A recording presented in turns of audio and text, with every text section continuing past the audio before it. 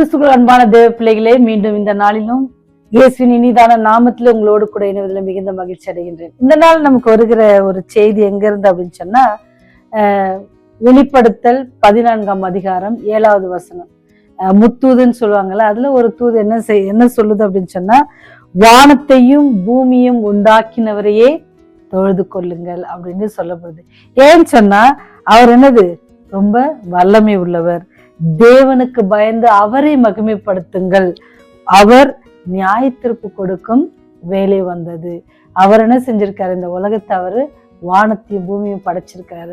அதனால நீங்க அவரையே தொழுது கொள்ளுங்க அப்படின்னு சொல்லி பெரிய ஒரு நன்மையான காரியத்தை ஆண்டவர் நமக்கு சொல்லியிருக்கிறாரு. நீங்க பாத்தீங்க அப்படின்னு சொன்னா, எல்லாருக்கும் என்னன்னா, கடவுள் இருக்கிறாரா அப்படின்னு சொல்லி ஒரு பெரிய கேள்வி. கஷ்டம்லாம் இவ்வளவு இருக்குது, இதெல்லாம் பார்த்துட்டு இருக்கிறாரு என்பது இன்னொரு கேள்வி. ஆனா நமக்கு ஆண்டவர் நமக்கு சொல்லி கொடுக்குற இன்னைக்கு பாடன்னு சொன்னா, வானத்தையும் பூமியும் உண்டாக்கினவரே நீங்க என்ன செய்யுங்க, தொழுது கொள்ளுங்க, அவரை மகிமைப்படுத்துங்க. அப்போ ஒருவர் இருக்கிறார், கடவுள் ஒருவர் இருக்கிறார்ன்றதை நம்ம மகிமைப்படுத்தணும். ஏன்னு சொன்னா, இந்த வேதத்துல அநேக காரியங்கள் சொல்லப்பட்டிருக்கிறது அவர் இருக்கிறார்ன்றதுக்கு. ஏன்னு சொன்னா, நீங்க பாத்தீங்கன்னா சில நேரத்துல கிறிஸ்தவர்களாகிய நாமளே என்ன செய்யறோம், சில நேரத்துல சோர்ந்து போறோம். ஆண்டவர் ஏன் பார்க்கலையா இத அப்படின்னு சொல்லி நமக்கே என்ன வந்துருது, பயம் வந்துருது. ஆனா இன்னைக்கு நமக்கு ஆண்டவர் கொடுக்கிற வாக்குத்தத்தம் என்னன்னு சொன்னா, நீங்க ஆண்டவரை மகிமைப்படுத்துங்க. அவர் என்ன செய்ய போறாரு, நியாயம் தீர்க்க போறாரு. ஏன்னா அவர் தான் இந்த உலகத்தை படைச்சிருக்காரு. நீங்களா எதையும் யோசித்து நீங்களா எதுவும் காரியங்களை செய்யாதீங்க. நீங்க யோசிக்கிற சிந்தனைகள் வேற வேற இருக்கும். ஆண்டவர் நமக்கு எல்லாவற்றையும் நேர்த்தியாக செய்கிறவர் இருக்கிறார். நீங்க பாத்தீங்கன்னா, சீரிய ராஜாவின் படைத்தலைவனாகிய நாகமான் பத்தி உங்களுக்கு தெரியும். அந்த கதையை நீங்க படிக்கணும். அது கதை இல்ல, அந்த நடந்த சம்பவத்தை நீங்க படிக்கணும்னு சொன்னா, இந்த வேதாகமத்துல 2 ராஜாக்கள் அப்படின்ற ஒரு புஸ்தகம் இருக்குது. அதுல 5ஆம் அதிகாரத்துல பாத்தீங்கன்னு சொன்னா அங்க இருக்கும். அந்த மகன் ஒரு குஷ்டரோகியா இருந்தார். படைத்தலைவனுக்கா இருந்தாரு. ஆனா அவர் ஒரு குஷ்டரோகியா இருந்தாரு. அவங்க வீட்டுல யார் இருக்காங்கன்னு சொன்னா, இஸ்ரவேல்ல இருந்து ஒரு சிறுமி அடிமை பெண் அங்க இருக்கிறா.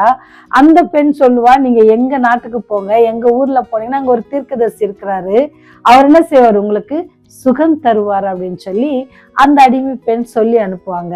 உடனே அந்த ராஜா என்ன செய்யற, சீரிய நாட்டு ராஜா என்ன செய்யறாருன்னா, ஒரு நிருபம் கொடுப்பாங்க. சரியா? இப்ப நம்ம இன்னொரு ஊருக்கு போறோம்னா ஒரு ரெக்கமெண்டேஷன் லெட்டர்ன்னு சொல்லுவோம்ல. இப்போ ஒருத்தர போய் ஆபீசரை பார்க்கணும் அப்படின்னு சொன்னா வாங்கிட்டு போவோம்ல, அவருக்கு தெரிஞ்சவங்க யாரோ அவங்ககிட்ட இருந்து ஒரு ஃபோன் கால் பண்ண சொல்லுவோம். நாங்க வரேன்னு சொல்லுங்க, நீங்க ஒரு ஃபோன் பண்ணீங்கன்னா எங்களுக்கு அது ஈஸியா இருக்கும். அதே மாதிரி இவருக்கும் என்ன செஞ்சாங்க அப்படின்னு சொன்னா, ஒரு நிருபம் அந்த ராஜா அரசன் கொடுத்து அனுப்புறாங்க. அந்த நிருபத்தை பார்த்த இஸ்ரவேலின் ராஜா என்ன செய்யறாருன்னு சொன்னா, அவருக்கு தெரியும் நம்ம ஊர்ல யார் இருக்கிறா, ஒரு தீர்க்கதரிசி இருக்கிறார், அவரை கொண்டு ஆண்டவர் பெரிய வல்லமையான காரியங்களை செய்து வருகிறார்னு தெரியும். ஆனா அந்த தீர்க்கதரிசி இருக்கிற அந்த இடத்துல அந்த ராஜாக்கு என்ன இல்ல, நம்பிக்கை இல்லை. அந்த ராஜா சொல்ற காரியங்களை நீங்க பாத்தீங்கன்னா ஆச்சரியமா இருக்கும். என்ன சொல்றாருன்னு சொன்னா, நான் என்ன இந்த குஷ்டரோகத்தை நீக்கிறதுக்கு நான் என்ன கடவுளா அப்படின்ட்டு கேட்பாரு. ஆனா நம்ம ஆராதிக்கிற தேவன் என்னது, வானத்தையும் பூமியும் உண்டாக்கினவர், மகிமை உள்ளவர். அவர் வார்த்தை சொன்னா போதும், அவர் தொட்டா போதும், எல்லாமே சரியாகும் அப்படின்னு இருக்கிற இடத்துல சில நேரத்துல நம்மளே என்ன செஞ்சிடும், நம்ம கடவுளை பத்தி நமக்கே என்னல்ல முழுமையான நம்பிக்கை இல்லாம போயிடுற காலகட்டத்தில் நம்ம வாழ்ந்து கொள்றோம். எப்படி அன்னைக்கு இஸ்ரவேலின் ராஜாவிடத்துல அந்த நிருபத்தை கொடுங்கள் அப்படின்னு சொல்லி அனுப்புறாங்க. அதை வாங்குற அந்த ராஜா நிருபத்தை வாசித்த போது அவர் என்ன செய்யறாரு பாருங்க, இன்னும் ரொம்ப இதுவா இருந்துச்சு.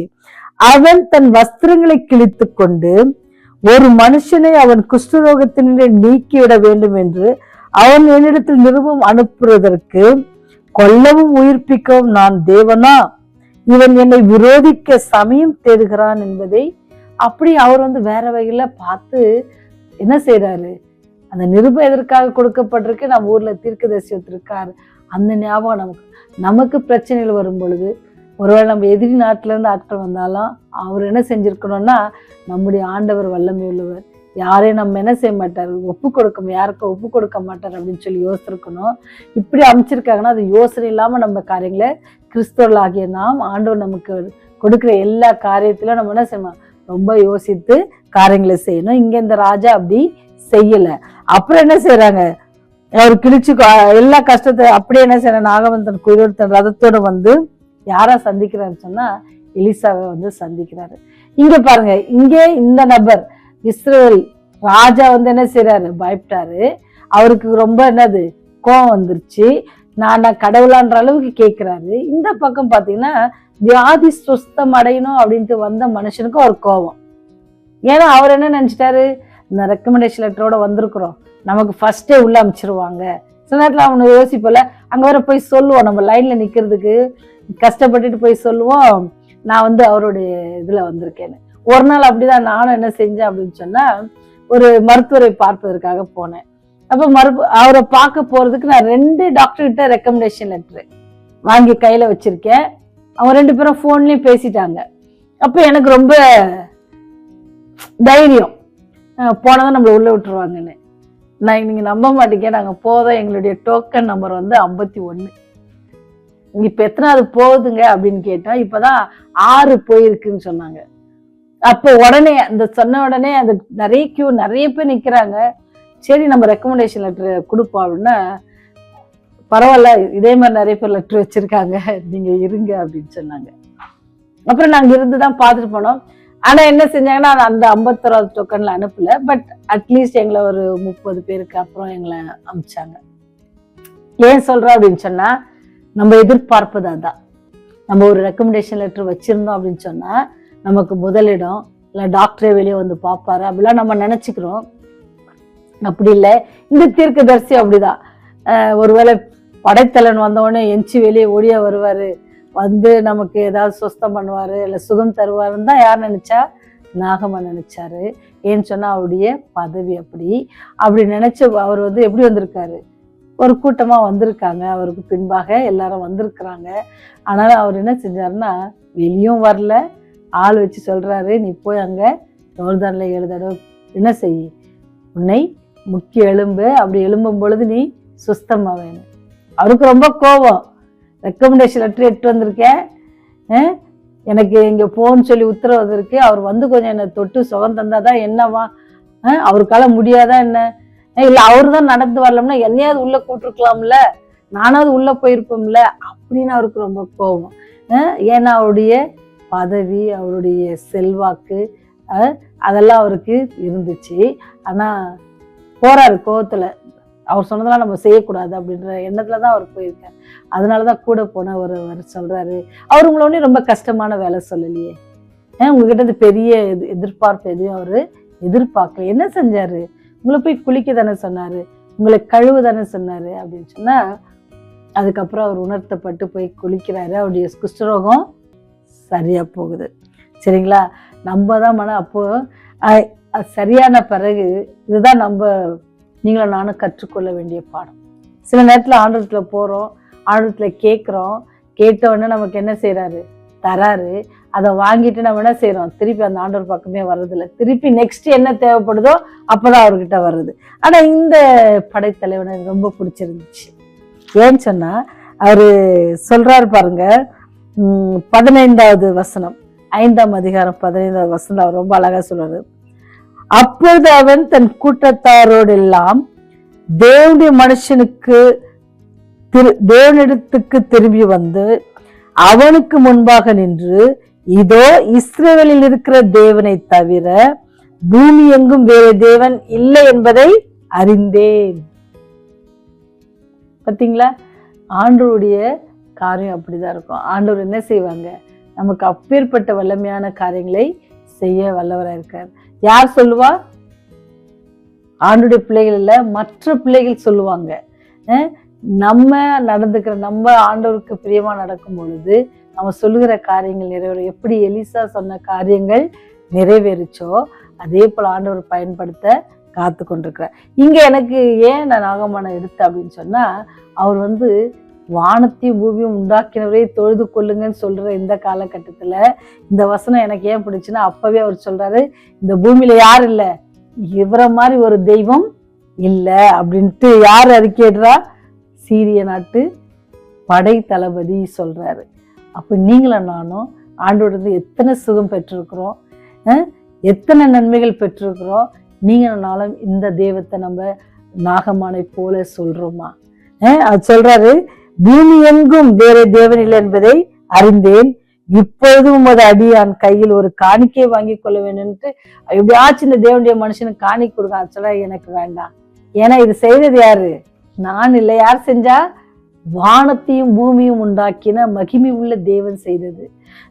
அந்த தேவனுடைய நாமத்துக்கு மகிமை உண்டாகட்டும் அப்படின்னு சொல்லிதான் எலிசாவுடைய காரியம். ஆனா இங்க இந்த மனுஷன் வரும்போது கோவத்தோடு வந்த, பதிலை கேட்டு போன போது கோவம் வந்தாலும் கூட சொஸ்தம் அடைந்த போது தன்னுடைய இது தவறை உணர்ந்து உண்மை என்ன சொல்றாரு?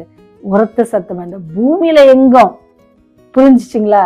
பூமியில வேற எந்த தெய்வமும் இல்லைங்க, இவர்தான் உண்மையான தெய்வம் அப்படின்னு சொல்லி ஒரு சீரிய படைத்தலைவன் சொல்றார். அப்போ நீங்களும் நானும் அந்த தெய்வத்தை சொல்வதற்கு எப்படி முற்படுகிறோம் அப்படின்றத இன்னைக்கு நீங்க யோசிக்கணும். அவருக்கு குஷ்டரோகம் சொஸ்தமானது, நம்ம பாவ குஷ்டரோகத்தையே நம்ம சொஸ்தப்படுத்துவதற்கு ஒருவர் இருக்கிறார். அவருடைய ரத்தத்துல நம்ம என்ன செய்யணும்? நம்ம கழுவ வேண்டும். அவருடைய சிலுவையை நோக்கி பார்ப்போம். அப்படி நம்முடைய பாவ குஷ்டங்களும் என்ன செய்யும்? கழுவப்படும். அப்படி கழுவப்பட்ட பிறகு நம்ம என்ன சொல்லணும்? இந்த தெய்வத்தை மாதிரி மன்னிக்கிற கடவுள் வேற யாரும் இல்லை, இந்த தெய்வத்தை மாதிரி உயிர் கொடுத்து நம்மை ரட்சித்த தெய்வம் யாரும் இல்லைன்னு சொல்லி எப்படி நாகமான் இந்த பூமி எங்கும் இல்லைன்னு சொன்னதோ அதே தைரியத்தோட நீங்களும் நான் என்ன செய்வோம்? எல்லாருக்கும் சொல்லுவோம். அப்படி சொல்லும் பொழுது தேவனுடைய நாமம் மகிமைப்படும். அவர் நாமம் அவரையே நம்ம தொழுது கொள்ளணும். ஏன்னு சொன்னா அவர் நியாய தீர்ப்பு கொடுக்கும் வேலை அதி சீக்கிரமா இருக்கிறது. அதனால நம்ம அவர் என்ன செய்வோம்? முழு மனதோடு தொழுது கொள்வோம். பூமி எங்கும் வேற எந்த தெய்வமும் இல்லை. நம்முடைய பாவங்களை மன்னிப்பதற்கு, பாவ குஷ்டத்தை நமக்கு மன்னிப்பதற்கு அவர் ரத்தம் மாத்திரமே, அவருடைய பரிந்து பேசுதல் மாத்திரமே, அவருடைய கிருபை மாத்திரமே என்பதை உணர்ந்தவர்களாக அவரை நோக்கி பார்ப்போமா? ஜெபம் செய்வோம்.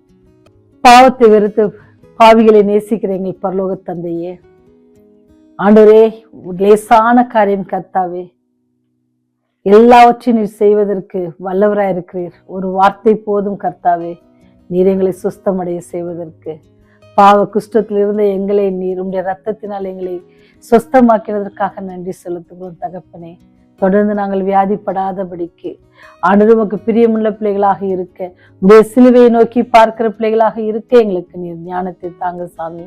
இந்த செய்தியை கேட்கிற ஒவ்வொரு பிள்ளைகளுக்காக செபிக்கிறோம். ஆசீர்வதிங்க. இந்த செய்திகள் அவருடைய வாழ்க்கையில ஆண்டவர் ஒரு மாற்றத்தை உண்டு பண்ண நீங்க கிருபை செய்ய. கேட்கிற வாலிபர்களுக்காக செபிக்கிறோம். அந்த வாலிப பிள்ளைகளுடைய வாழ்க்கையில தேவன் இடைப்பட வேண்டுமாய் ஜெபிக்கிறோம் சுவாமி.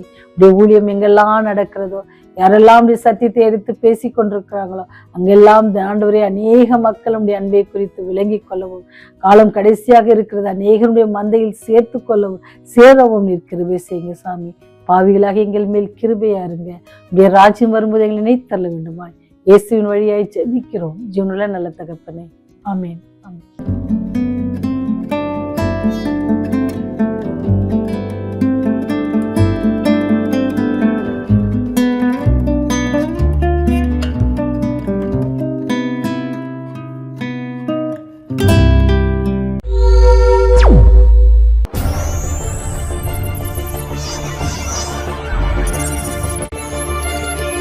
நீங்கள் பார்த்துக் கொண்டிருப்பது உங்கள் ரிவைவல் டிவி.